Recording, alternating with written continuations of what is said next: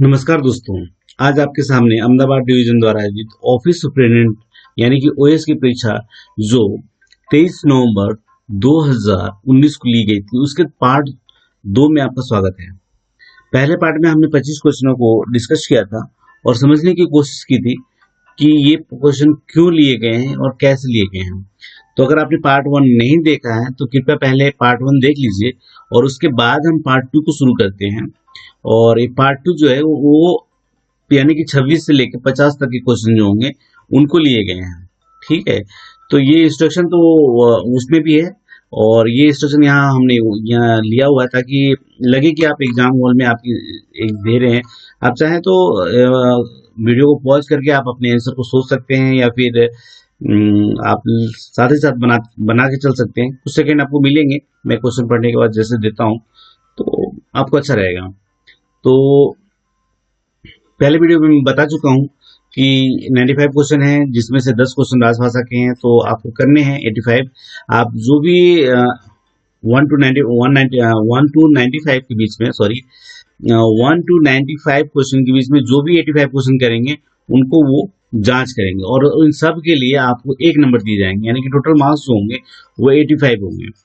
तो इसके अंदर ये है कि ओवर राइटिंग नहीं करना है, कटिंग नहीं करना है या कुछ भी टिक वगैरह नहीं करने हैं और नहीं तो जांच नहीं किए जाएंगे। और फिर जो भी इंग्लिश वर्जन होता है तो हमने इसलिए इंग्लिश वर्जन को ही लिया हुआ है। बाइलिंगुअल होते हैं लेकिन क्या है कि जो भी अगर कुछ भी कंफ्यूजन हो तो जो फाइनल करेक्शन या फाइनल या डिसीजन जो होता है वो इंग्लिश ट्रांसलेशन या वो उसके वर्जन जो होते हैं ना उसके आधार पर लिए जाते हैं। तो चलिए शुरू करते हैं एक नए क्वेश्चन के साथ जो क्वेश्चन नंबर 26 है। तो हम उसको देखते हैं और समझते हैं कि भाई क्या है। ठीक है, medical classification of for the track maintainer is B1, right. तो इसका आंसर जो होगा ये डी आंसर होगा इसका, यानी कि B1। ठीक है, चलिए हमने लास्ट टाइम भी बताया था कि मेडिकल स्टूडेंट जो भी क्वेश्चन है यानी कि किस पोस्ट के लिए क्या कौन सी मेडिकल की स्टूडेंट की जरूरत होती है तो वो हम देखेंगे। ठीक है, तो इसका आंसर डी होगा B1। Next, minimum qualification service for payment of retirement gratuity as it is 10 years. यही है, 10 साल ही होते तो फिर मिल जाते हैं। ठीक है, as per 7CPC ex gratia payment amount is it is 25 lakhs। ठीक है, the MSAP scheme became operational with the effect of 2008। Right answer. अगर ये वीडियो आपको पसंद आ रहा है तो आप लाइक कर सकते हैं, सब्सक्राइब कर सकते हैं या फिर आपको अगर नहीं पसंद आ रहा है तो आप डिसलाइक भी कर सकते हैं। आपके हाथ में है, रिक्वेस्ट करना मेरे हाथ में है। तो अगर आप डिसलाइक करते हैं तो आप जरूर बताएं कि आपको ये वीडियो को क्यों पसंद नहीं आता, मुझे और क्या एक्सप्लेनेशन में शामिल करना चाहिए। Question number 30, minimum qualifying service for accepting request for voluntary retirement it is 20 years, right. 20 साल की सर्विस हो जानी चाहिए VRS लेने के लिए। नाउ,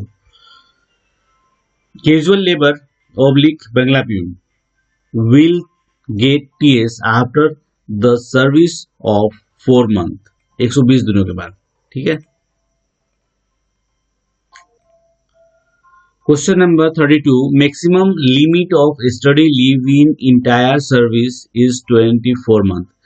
ये राइट है। ठीक है, ये राइट है। ये कुछ लोग कह सकते हैं कि ये गलत है, क्योंकि इसलिए कह सकते हैं क्योंकि जो डॉक्टरों को मिलता है वो 36 मंथ मिलते हैं और स्टडी लीव एक बार में 12 महीने के लिए मिलता है।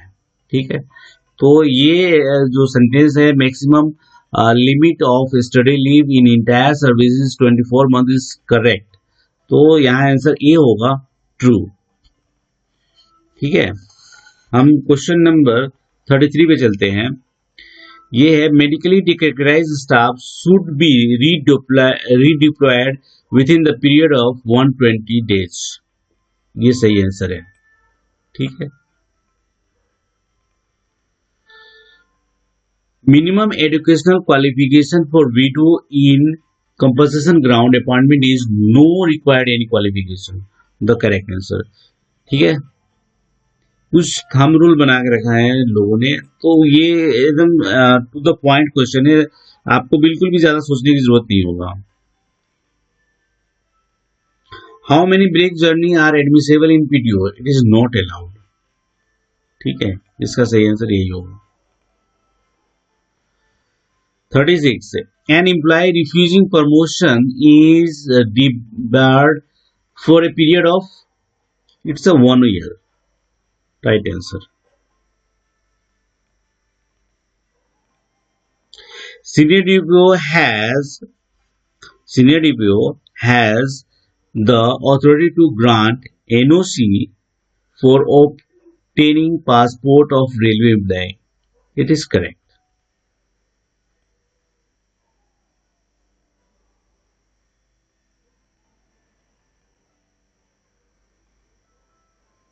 आपको क्या लगता है, एसओपी में कुछ चेंजेस आए हैं? डीआरएम को तो नहीं दे दिया गया है, तो मुझे लगता है ये सही है। अगर आपको गलत लगता है तो आप बताइए, और आप बताइए कि इसके बारे में कहाँ जिक्र किया गया है। Study leave shall count as a service of seniority, ये भी सही है, काउंट किया जाता है, this is the correct answer. ठीक है, cash involving inter-railway transfer of active sports person shall be referred to for approval।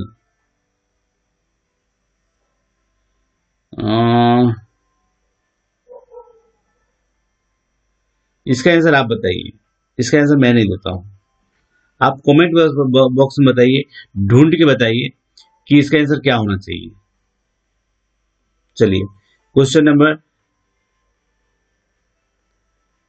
40. The seniority of the candidate requirement through RRB and sent for initial training is to be fixed in order of RRB merit। The correct answer RRB merit, सही है। ठीक है, selection board shall consist not less than officer, it is 3। ठीक है,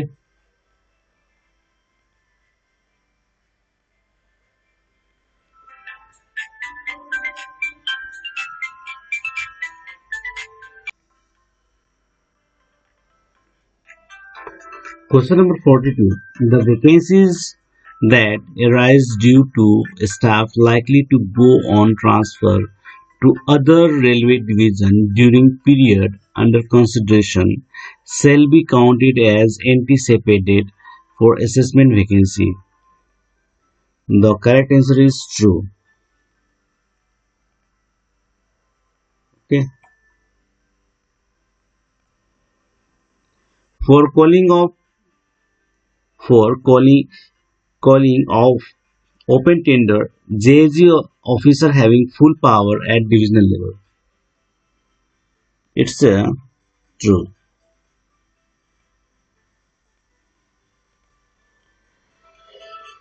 Pool of surrender post policy introduced with the effect of it is 2016,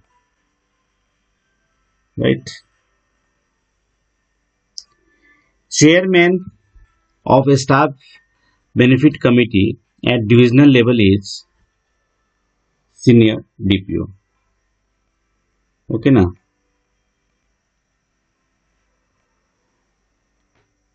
In case of suitability test, anticipated vacancies will be taken into account for the 6 month।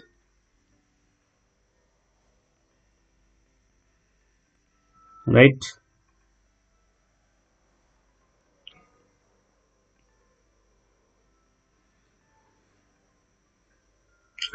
Who is the state minister of railway? MO साहब, उस समय ये थे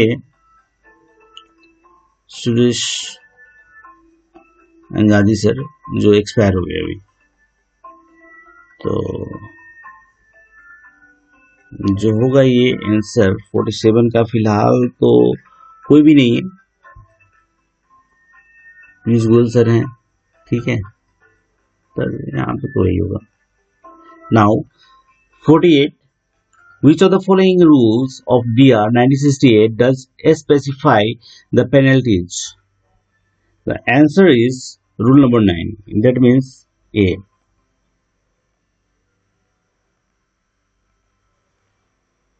Inquiry is not mandatory under rule 14.2. The answer is correct.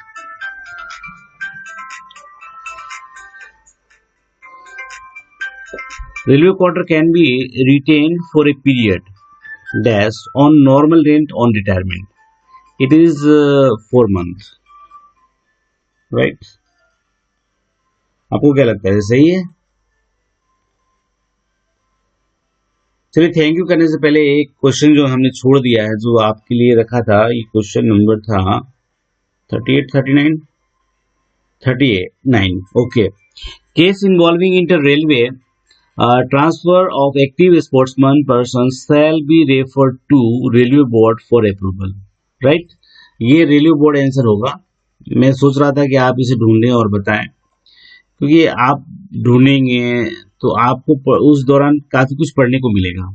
तो मेरा वो सोच की वजह से मैंने इसको पास आउट किया था। तो आप, चलिए कोई बात नहीं, आप जानते हैं तो अच्छी बात है, नहीं जानते हैं तो और इसके बारे में पढ़ें। स्पोर्ट्स जो पर्सन है उनके बारे में एसओपी है, तो आप उनको देखें।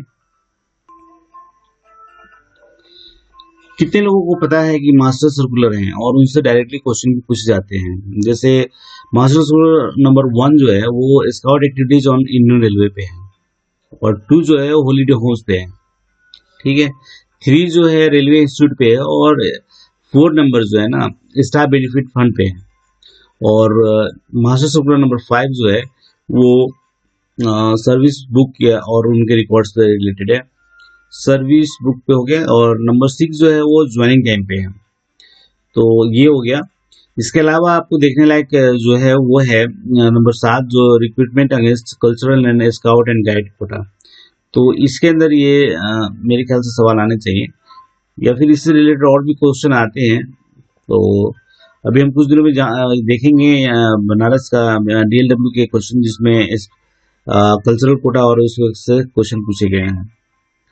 अगर आपको वो क्वेश्चन देखना है तो ये लाइक सब्सक्राइब कीजिए। नया वीडियो जो भी आता है वो आपको देखने लायक होंगे, नॉलेजेबल होगा। मैं ऐसा दावा तो नहीं करता, लेकिन ऐसा मानना है मेरा कि अगर आप इस वीडियो को देखते हैं तो आपकी नॉलेज में वृद्धि होगी, आपकी नॉलेज एनहांस होंगे, डेफिनेटली होंगे, और आपको मोटिवेट होगा कि आप इसको और आगे देख सकें और समझ सकें, तो आपको मजा आएगा। चलिए, thank you so much for watching. Like कीजिए, सब्सक्राइब कीजिए अगर आपको लगता है कि वीडियो आपके लायक है, या आपके नियर किसी डीए को मदद कर सकता है जो आपके साथ तैयारी करते हो या अपने नॉलेज को अपडेट रखना चाहते हैं, तो कर सकते हैं। रिक्वेस्ट करना मेरे हाथ में है, शेयर करना आपके हाथ में है। Thank you so much. अगर आपको पसंद आता है तो लाइक जरूर कीजिए, सब्सक्राइब कीजिए, ताकि नेक्स्ट वीडियो जो आएगा पार्ट 3 वो आप देख सकें। Thank you so much.